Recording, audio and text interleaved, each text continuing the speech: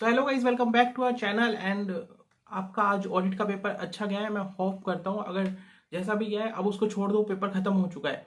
पिछली बार क्या किया था, एसएफएम के पेपर के बाद मान लो अगर वो एवरेज भी आया, टफ आया, वो पूरी दुनिया का सेम आया था, उस चीज़ को लेके काफ़ी स्टूडेंट जो मेरे पास क्वेरी आई वो ये थे कि उन्होंने पढ़ाई नहीं की उस दिन, सिर्फ वो एसएफएम के बारे में सोचते रहे और ऑडिट उन्होंने नेक्स्ट डे से शुरू किया, नेक्स्ट डे में भी हाफ नेक्स्ट डे से।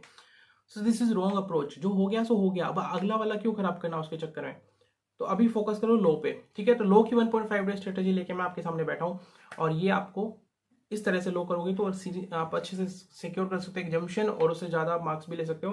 देखो कहीं कुछ भी अगर क्राइटेरिया मैच हो गया ना तो आपको 200 मिल जाएंगे, ठीक है। मेरे साथ भी ऐसा हुआ था, मेरा एफआर का इतना अच्छा नहीं गया था बट एफआर में 45 आई, फिर एसएफएम में 60 आ गए, ऑडिट और लो में, ऑडिट में 50 आ गए और लो में फिर 45 आ गए, तो टोटल 60 हो गया मेरा और टोटल 200 हो गया, आई मीन, और मेरा पास हो गया, ठीक है। तो यू नेवर नो आपको कहाँ कितने मार्क्स मिलने वाले हैं, आपने पेपर लिखना है, बस ये आपका कर्म है, अभी वो करके आगे बढ़ो।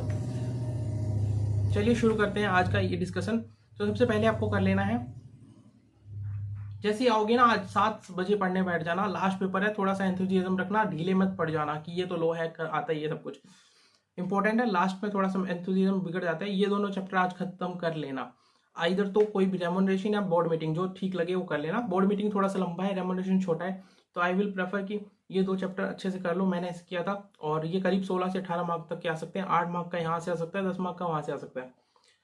तो ये दोनों इंपॉर्टेंट चैप्टर हैं, आपको खत्म करने 12 बजे तक। फर्स्ट प्रायोरिटी प्रोविजन खत्म करना, उसके बाद क्वेश्चन पे जाना अगर मार्क्ड है अच्छे से, वरना नहीं है मार्क्ड तो छोड़ो। अभी खाली प्रोविजन पढ़ो और कुछ क्वेश्चन सॉल्व कर लो। रेमोनरेशन में कुछ प्रैक्टिकल क्वेश्चन सॉल्व कर लेना, जैसे वो इनइफेक्टिव, वो इफेक्टिव कैपिटल वाले हैं और जो जिसमें लिमिट हो दे रखी है वो वाले प्रैक्टिकल क्वेश्चन सॉल्व कर लेना। उसके बाद आगे चलेंगे। उसके बाद आपको कल जब उठोगे सुबह 8 तारीख को, उस दिन बोर्ड मीटिंग सबसे पहले करो, फिर कंप्रोमाइज अरेंजमेंट करो, ऑपरेशनल मैनेजमेंट करो, ठीक है। ये हो जाएगा आपका 11 बजे तक। इनसे चार चार ये दोनों 4-4 मार्क के आ सकते हैं, कोई एक 4 मार्क का आ सकता है, मैक्सिमम 8 मार्क के आ सकते हैं। उसके बाद आपका ये तो है ही बोर्ड मीटिंग इंपॉर्टेंट, सबसे पहले ये कर लो। अब यहाँ पे देखो 11 बजे तक आपका कितना पोर्शन हो गया है, यहाँ पे 10 मार्क का, ऊपर 16 से 18 मार्क का, और 35 मार्क का आपका सुबह 11 बजे तक हो चुका होगा। उसके बाद आगे बढ़ना है, उसके बाद आपको आगे बढ़ना है और आगे आपको करना है आपका inspection and inquiry. Inspection and inquiry time, ज़्यादा टाइम मत देते हुए आपको शॉर्ट, थोड़ा समराइज वे में पढ़ते हुए चलना है, ठीक है। 1 घंटा दो, इतने में हो जाना चाहिए। 4 मार्क का ही आना है, एक क्वेश्चन आना है, इसमें जरूर देख लेना जहाँ पे वो 4 मार्क्स का आएगा, ये कर लेना। 12 बजे तक आपका इतना हो जाना चाहिए। उसके बाद पीएमएलए शुरू करेंगे हम, इकोनॉमिक लॉ से एफसीआरए, ठीक है। ये दोनों आपको खत्म करने हैं 4 बजे तक, अगले 3.5-4 घंटे में, क्योंकि ये दोनों मिला के ये 9 मार्क तक का आ सकता है और 6 मार्क तक का आ सकता है, तो दोनों इंपॉर्टेंट बनते हैं। फॉरेन कंपनी इंपॉर्टेंट है, 4 मार्क तक का आ सकता है, छोटा सा चैप्टर है। एसीए कर लो, छोटा है, ज़्यादा बड़ा नहीं है। 5:30 बजे तक आपको इतना हो जाना चाहिए।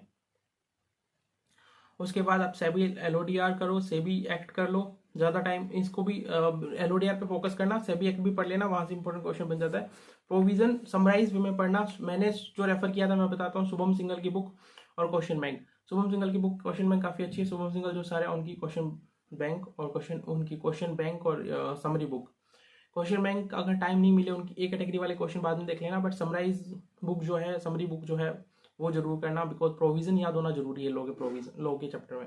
बिकॉज क्वेश्चन का अगर केस स्टडी समझ में भी नहीं आया ना, बट अगर आपको ये लिंक हो गया कि ये प्रोविजन लगना चाहिए, तो प्रोविजन लिख के आओगे, उसके भी मार्क्स मिलेंगे, कंक्लूजन नहीं भी लिखा या गलत लिखा तो भी, ठीक है। तो ये प्रोविजन याद होने चाहिए। उसके बाद 2 बड़े चैप्टर कवर करने आपको, फेमा और आईबीसी लास्ट में डाले, क्योंकि बड़े हैं, टाइम ले लेंगे। इनको अगर शुरू में करने बैठ गए तो टाइम ले लिया ना तो कॉन्फिडेंस डाउन हो जाएगा, ठीक है। तो इसलिए इनको लास्ट में डाला है।